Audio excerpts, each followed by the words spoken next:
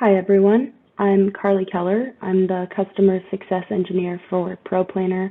I started around August of last year, and I will be speaking on behalf of the case study for the appliance industry focused on standardized waste analysis. So in my role as a Customer Success Engineer, it is my responsibility to be an internal advocate for the customer and to help to improve both our application and our supporting services. Due to legal technicalities, I will be speaking on behalf of our client within the appliance industry.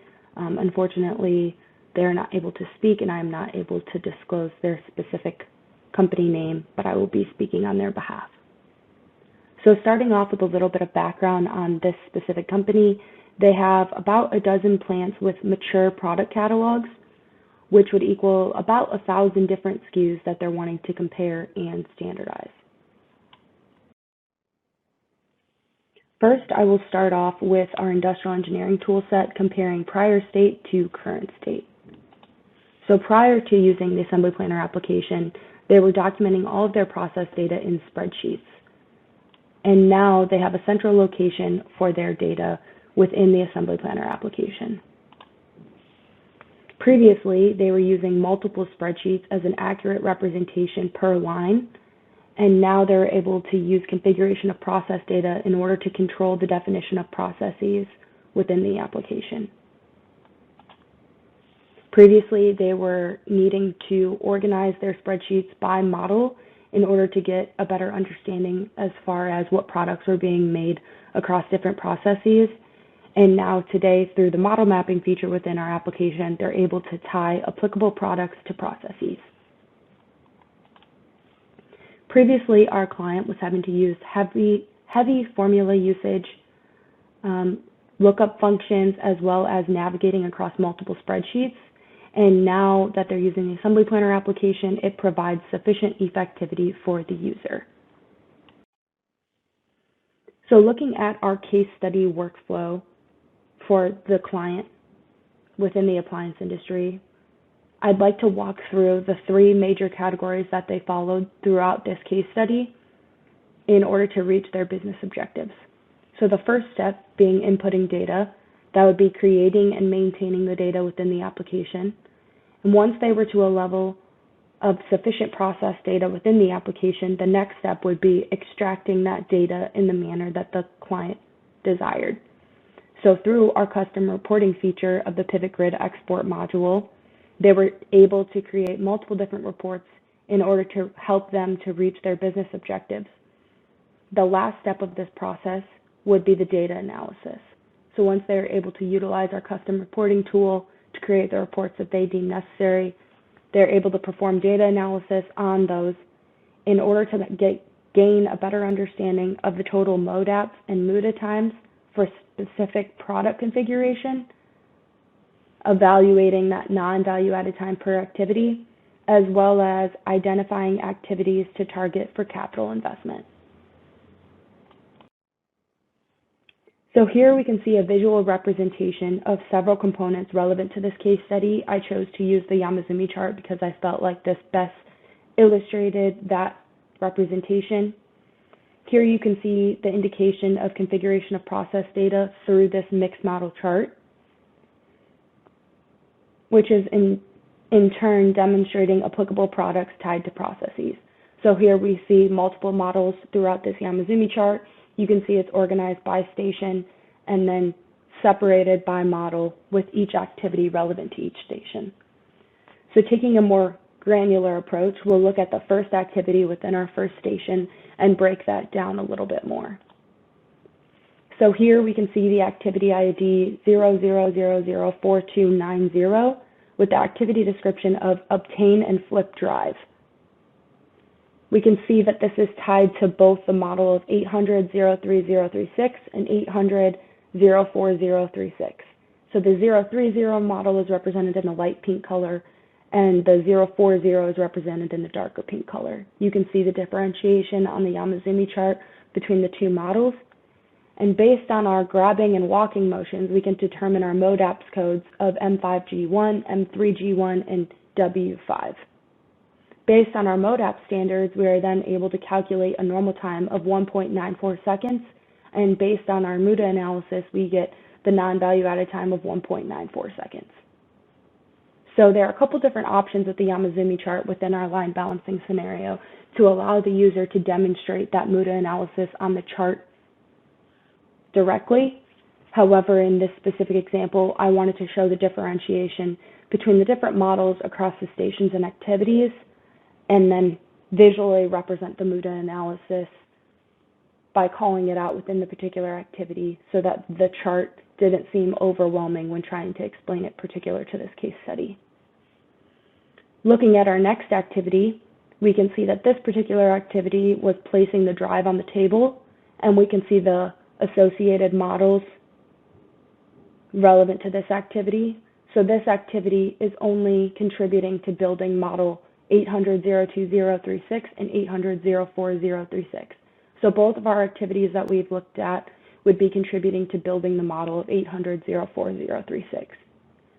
Based on the motions of picking and walking, we can determine our MODAPS codes of M3, P0, and W5, which then, based on our MODAPS standard, we're able to calculate a normal time of 1.04 seconds.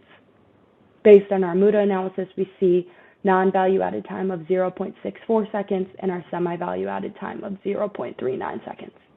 So here you can see a clear indication of the products tied to the processes, as well as a breakdown of our MODAPS and MUDA times associated. Next, I'll be walking through the application, looking at the pivot grid export.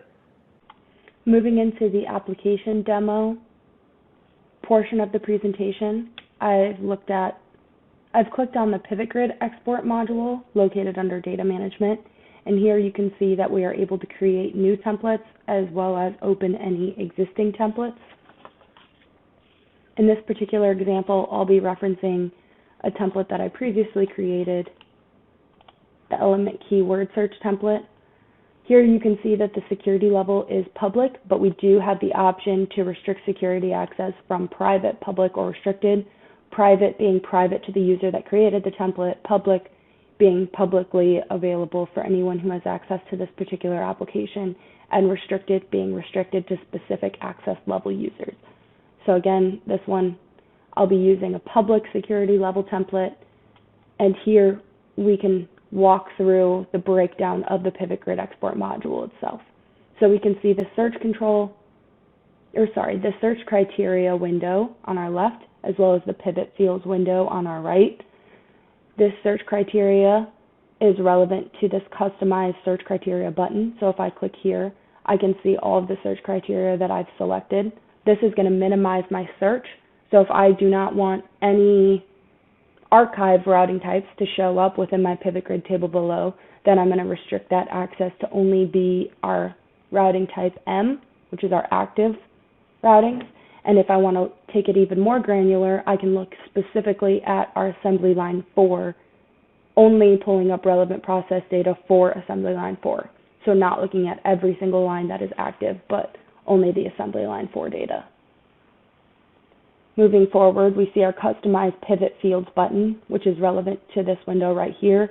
This is where I would choose all of the fields that I would like to show up within my pivot grid table below. And I am able to customize my pivot table based on the desired fields that I want to be visible for my process data. So here you can see all of the fields chosen. I also have the option to rename any of these fields. However, I would like it to show up in my report. So if I want it to say routing ID, I'm able to do that as well. And once I've chosen all of my custom search criteria, as well as the pivot fields I would like to show up in my table, I can choose Get Data. And now it populates my pivot grid table with the relevant process data from searching across my process libraries within the application. So here, in this particular example, I would like to see all of the instances where my activities show the word tape within the activity description. So I'm going to press Get Data again, unchecking this box of ignoring that search criteria. So I want to include that within my search. And I can get a little bit more screen visibility by minimizing or contracting that initial information under export details. And then I can also choose to move these windows if I see fit so that I'm able to get even more visibility. So here we can see our Department of Assembly. If I wanted to include my routing ID, I would just drop that in right there. So now I see Assembly Line 4. Here are my work center stations, my activities pertaining to each one. If you notice, the only activities showing are the ones that include the description of tape. So if I were to ignore that specific search criteria again, click Get Data, we would notice that my pivot grid table would get much larger because now it's going to include all of my activities rather than just the activities that include the description, include the word tape within the description. And here you can see I've organized my grand totals to be sorted by MUDA class and based on my calculated time. So now I have the option to then export the pivot table. Once I've organized it in the way that I see fit, I can choose File, Export to Excel. I can choose my export type. So there are a couple options here. I'm going to choose What You See Is What You Get. And that's going to export this pivot table exactly how I've created it within this application. I'll choose Export, and then I would just save that to open later for access.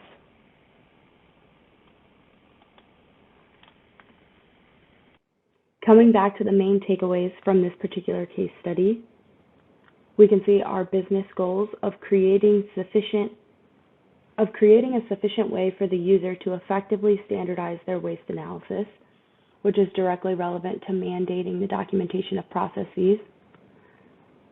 We also would like to compare our MODAPs and MUDA times for specific product configuration, which in turn was able to provide clarity on areas for process improvement.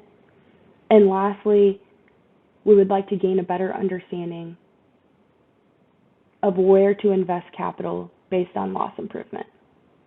Looking at our solution, by creating and maintaining data in a central location, this allows configuration of process data, presenting sufficient effectivity for the user, and it also gives us the ability to extract data in a custom fashion through our custom reporting tool of the Pivot Grid Export module. Thank you. Does anyone have any questions?